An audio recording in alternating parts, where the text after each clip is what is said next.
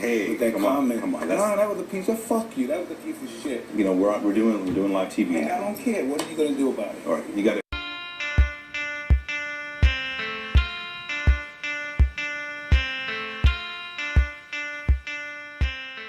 Right.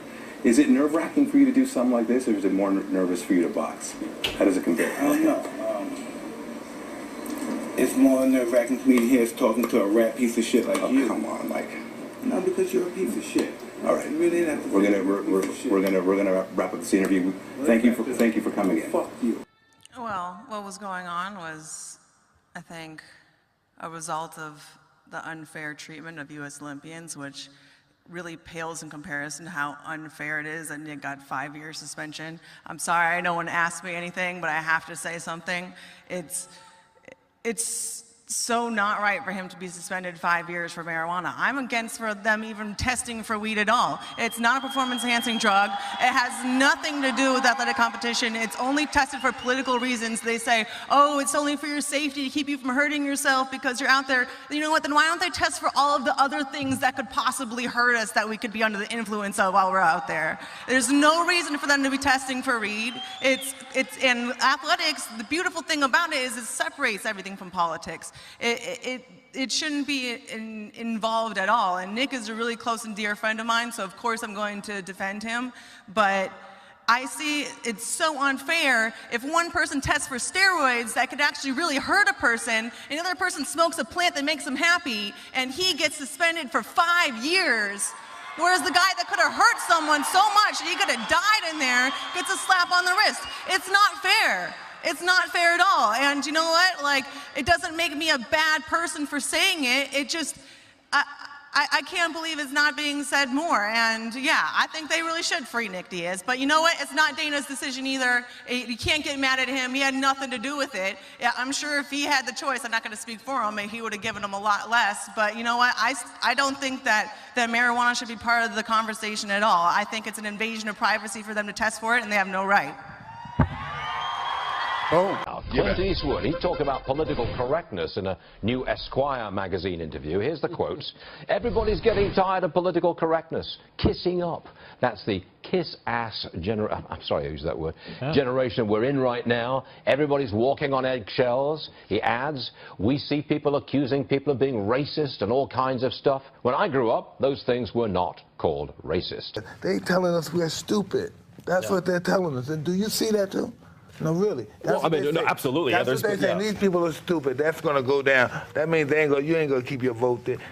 They're talking to the interviewer, but they're saying it to the people like the people don't listen to them. And here, that's not going to last. Like the people don't want to keep the numbers the way they are.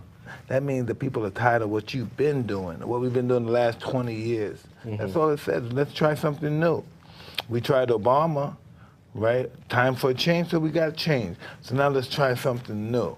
Right. Let's run America like a business, where no colors matters. Everybody, whoever could do the job gets the job. Who makes these questions up? This is not like, what are these? These are all tricks. This is all like, I'm low on water, I'm low on calories, I'm low on food, I'm low on energy, and I'm more so than anything low on patience with anything that takes patience. If you ask me something stupid, then I'm gonna answer it with something stupid. And if I hear myself talk something stupid and I'm really pissed off, depressed, and bent out of shape about it, I might throw a fucking really serious fit for no fucking reason. I don't know her, but I'm assuming that she has nothing to do with funny.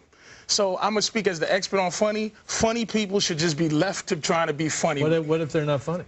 Then you made a mistake. But how many times has how many unfunny rape jokes lead to rape? Like, I'm trying to make fun of anything I think I can make fun of. Sonia?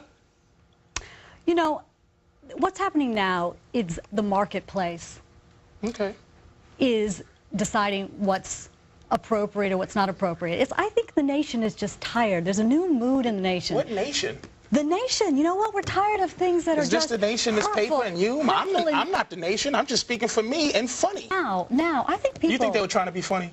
I think now people in Do this you country think they were trying to be are funny? tired. You know what? I don't care if they're trying to be funny. That's what I'm saying. tell you Why are something, you in that business? I've been to your show once, and it wasn't very funny being a woman. It was in your hilarious. Show, when you talked about... That's why she doesn't like me. I was in the paper with her, and the joke is hilarious. It's called The Angry Pirate. And the lady who wrote it in her outrage didn't even know what it meant. And anybody who read it laughed because they know what funny... You're not living in the context of funny. You're living in the context of fired.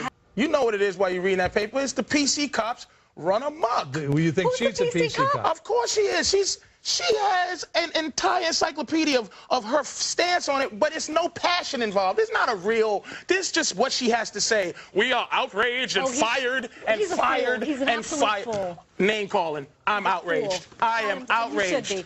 You should be outraged. I am a fool. Now, if I called you a fool, You know what? People are feeling a new sense of entitlement. Who are these to people decency in this country? Who are the people?